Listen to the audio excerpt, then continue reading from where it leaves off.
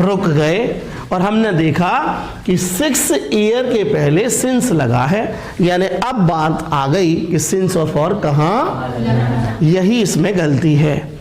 और अगर आप सिंस फॉर सीख लेंगे तो ये गलती को क्या कर देंगे, बता देंगे और सुधार देंगे। चलें अब सिंस फॉर पर। देखिए प्रेजेंट परफेक्ट कंटिन्यूअस टेंस में दो शब्द होते हैं, सिंस और फॉर। दोनों समय का प्रयोग समय को दर्शाने के लिए किया जाता है। क्लियर है? सिंस और फॉर दोनों का प्रयोग समय को दर्शाने के लिए किया जाता है और दोनों का उस समय हिंदी में अर्थ होता है से। तो यहां पर बात जो लिखी है वो लिखा है मैंने नहीं देखा है मोहन को 6 साल से। लेकिन ये से सिंस होगा या ये से फॉर होगा। हिंदी में तो एक ही शब्द से, लेकिन अंग्रेजी में दो हैं। अब कहाँ कौन लगाना है? छोटी सी बात, जब हम समय के बिंदु को बताते हैं तो हम सिंस का प्रयोग करते हैं। घबराना नहीं, मैं उदाहरण दे रहा हूं। अभी आप याद रखिए पॉइंट। जब हम समय की अवधि को बताते हैं तो हम लगाते हैं क्या, फॉर। समय तो एक ही है, तरीके दो हैं। एक बार है समय अवधि में, जिसे इंग्लिश में कहते हैं पीरियड। क्या कहते हैं? पीरियड। और एक बार समय है पॉइंट में, जिसे कहते हैं बिंदु। अब ये अवधि और बिंदु क्या होती है, क्लियर है? अब सबसे पहले अपन सिंस के लिए पॉइंट ऑफ टाइम देखते हैं। जैसे मैंने लिखा मंडे, क्या लिखा? मंडे। तो हमने कहा वह सोमवार से क्लास में आ रहा है। तो सोमवार, मंगलवार, बुधवार। देखो सोमवार पॉइंट हो गया और वहां से हम गिन रहे हैं सोम, मंगल, बुध, गुरु, शुक्र, शनि, रवि, इतने दिन हो गए। तो ये क्या है, पॉइंट। अब मैंने कहा कि वो 6 दिन से क्लास में आ रहा है। तो यहाँ पर 6 दिन क्या है, एक पीरियड ऑफ टाइम है, अवधि है।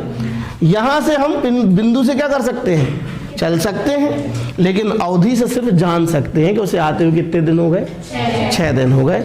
यानी जब अवधि आएगी तो क्या भरेंगे, फॉर, और जब पॉइंट आएगा तो सिंस। अब देखिए जैसे कोई भी दिन का नाम है, जैसे मैंने कहा दिसंबर, क्या कहा है ना, तो दिसंबर क्या है, नाम है। तो जनवरी से लेकर दिसंबर 12 महीनों के नाम आए तो क्या भरना है, सिंस। मंडे से लेकर संडे तक कोई भी डे का नाम आए तो क्या भरना है, सिंस। इसी तरह कभी लास्ट शब्द आए, क्या है, last day, last night, last year, last month, last week, last आ जाए, क्या भरना है, क्योंकि लास्ट शब्द पॉइंट को बताता है। ठीक है, दिन वाले नाम पॉइंट को बताते हैं, मंथ के नेम पॉइंट को बताते हैं। अब मैंने लिखा मॉर्निंग, क्या लिखा, मॉर्निंग। तो मॉर्निंग भी पॉइंट है, लेकिन हमने लिखा 2 घंटे। देखो ये क्या है, अवधि है। हमने यहाँ लिखा 2 महीने, तो ये क्या है, अवधि है। ठीक है, और अब अगर हम पर्टिकुलर ओ क्लॉक शब्द का प्रयोग करेंगे समय को दर्शाने के लिए, काय का, तो ओ क्लॉक जहां मिले तो वहां क्या लगाना है, सिंस। मैंने कहा वह 3 बजे से इंतजार कर रहा है, तो 3 बजे से, तो 3 o'clock लिखा है तो सिंस 3 o'clock। और हमने कहा कि वो 2 मिनट से तुम्हारा इंतजार कर रहा है या 2 घंटे से कर रहा है। तो ये देखो मिनट, आवर, मंथ्स, डेज। और मैंने कहा वो 6 साल से तुम्हारा इंतजार कर रहा है, तो मैंने लिखा 6 years। ये भी क्या हो गया, अवधि। देखो आराम से समझ में आ रहा है, ये सारे पॉइंट हैं। एक अंतर देख रहे हो, अवधि के पहले संख्या आ रही है, लेकिन बिंदु के पहले संख्या नहीं आ रही है। तो एक ट्रिक याद रखो, जब समय शब्दों में हो और जब समय शब्दों के साथ, देखो है, बस तो बिल्कुल बंद करो आंख, ना पढ़ना ना लिखना, फॉर। आ गया समझ में? ये गुरु मंत्र है। लेकिन अब आप कहोगे ये भी तो शब्दों में लिखा है 6, तो कहो आप सर अंकों में लिख रहे हैं। तो ये शब्दों में भी लिखा हो तो भी तो क्या है, अंक है ना। तो अंकन में फॉर और शब्दन में अंकन में फॉर। गुना में बोलते हैं ऐसा, शब्दन में लिखो। वहां पर थोड़ी भाषा का मालवी टच आ जाता है, तो वहां गुना में कहते हैं शब्दन में बताओ। मतलब शब्द में बताओ कि कितने हुए। क्लियर है? तो क्या ये चीज क्लियर हुई?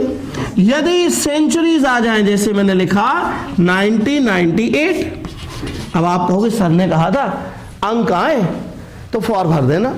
ये अंक नहीं, इसके आगे हम लिख रहे हैं क्या 3 1998, 4 1998, 5 1998, नहीं, ये इस तरह का समय काय में लिखा है, शताब्दी में। तो शताब्दी आएंगी तो क्या भरेंगे? क्लियर हो गया? अगर दिवाली लिखा है तो अब शब्द में लिखा है, अब 2 दिवाली, 3 दिवाली, 4 दिवाली तो नहीं लिखा। अगर चाइल्डहुड लिखा है, चाइल्डहुड यानी बचपन, ओल्ड एज यानी बुढ़ापा, और यंग एज मतलब जवानी। ठीक, तो क्या आएगा? सिंस। 2 चाइल्डहुड, 6 चाइल्डहुड से वो यहां पर आ रहा है, वह बचपन से यहां आ रहा है। He has been coming here since childhood, और वो कई सालों से यहाँ आ रहा है।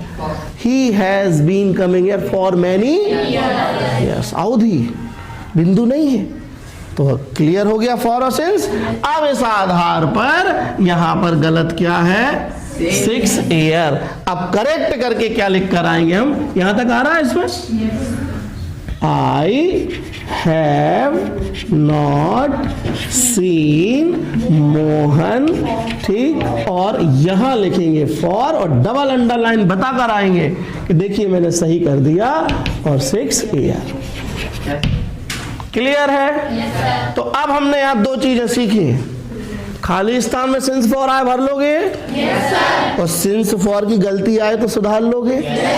अब ऐसा मत करना कि तुम्हें सिंस फॉर दिखे तो तुम उसी गलती पे पहुंचो, ऐसे ही चेक करते जाना। चेक हमें पूरा वाक्य करना है, नहीं तो तुम कहो अरे यही तो है गलती, बस मिल भी जाए तो भी हमें पूरा एक बार वाक्य देख, हो सकता 2 गलतियां हो, लेकिन 2 नहीं, 1 ही होती है। क्लियर है? तो एक बार सब लोग बताओ कि सिंस फॉर समझ में आ गया? आगे हाँ कुछ पूछ रही, क्या नाम आपका? हाँ, ओ क्लॉक और आवर्स का। देखो यहाँ पर हम लिख रहे हैं 2 आवर्स, तो 2 घंटे समय की क्या है? अवधि।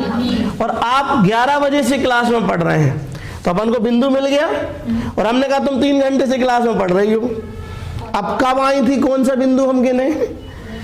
हाँ, तो वो 3 घंटे 4 घंटे से क्या हो गया? अवधि। और ओ क्लॉक से क्या हो गया? बिंदु। और ओ क्लॉक के बाद घंटे नहीं लिखे जाते कि वह 3 o'clock आवर्स से आ गया समझ में? तो ओ क्लॉक लिखा है, देखो मैंने ओ क्लॉक बस लिख दिया। अब ओ क्लॉक के आगे लिखा रहेगा 10 o'clock, तो वो 10 अंक नहीं है, अवधि का अंक नहीं है, वो पॉइंट है। आ गया समझ में? इसी तरह ऐसा इधर भी कह सकती है खुशबू कि सर ये तो लिखा है अंक, तो अंक मतलब अंक लिखा और उसके बाद अवधि भी लिखी हो। तो यहाँ पर हम तो नहीं लिखते 1998 ईयर, हम तो यही लिखते हैं कि मैं इस स्कूल में 2020 से पढ़ रही हूँ।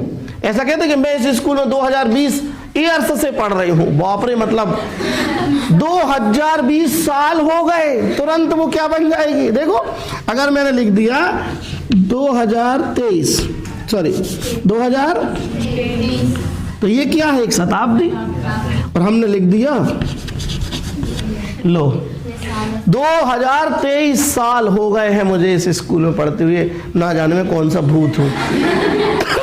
क्या समझ में? एक स्कूल में जन्म ले रहा हूँ, पास ही नहीं हुआ।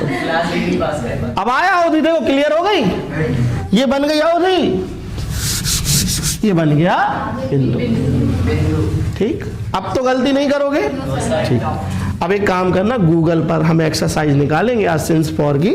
सो हम आपके ग्रुप में 15 खाली स्थान डालेंगे, आप 15 बार सिंस फॉर भरोगे तो जीवन भर नहीं भूलोगे। चले आगे, कंपटीशन एग्जाम में भी ये आपको काम में आएंगे। ठीक है, अब सिंस दशहरा लिखा है, आपको इतना ही पढ़ के गया है कि भैया वो सर ने सिखाया था कि सन आए फलाना आए, वो वहीं रुक गया। अब कुछ भी आए, एक ऐसा शब्द आया कि अपन को उसकी अंग्रेजी ही, हिंदी नहीं आ रही, लेकिन हम समझ गए कि समय तो लिखा है, लेकिन काय में लिखा है? हमने लिख दिया टीनेज। लो अब समझ गए, अब 3 का अर्थ मालूम ही नहीं है। ठीक, 10 से 15 वर्ष की आयु के बच्चों को टीनेजर कहते हैं। आ गया समझ में? हमने लिख दिया इनफेंसी, लो शिशु अवस्था से, ठीक। हमने लिख दिया वह जन्म से, सिंस। अब आपको आ गया समझ में? सर ने बताया था अंक होगा, अवधि होगी तो फॉर। वह जन्म से, ठीक, अपने घर बांधकपुर में रह रहा है, तो ही has been living in Bandhakpur since birth, जन्म से ही रह रहा है, सिंस चाइल्डहुड, बचपन से ही रह रहा है। आ गया समझ में? ठीक, तो कोई परेशानी नहीं होनी। अब देखो, एक एज होती है चौरसर एज। कौन सी एज? एज के आगे आगे भरो सिंस फॉर। अब तुम जी कह रहे जी का कैंसर सा लिखा है, क्लियर है ना? मतलब अगर अपन एच अलग कर दें तो कैंसर ही हो जाए।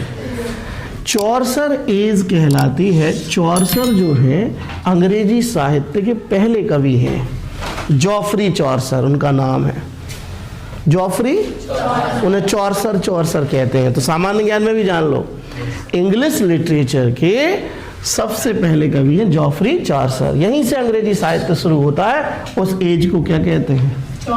चौरसर एज। कोई ये कहे कि चौरसर एज की कविता है तो समझ जाना ये 1300वीं शताब्दी के कवि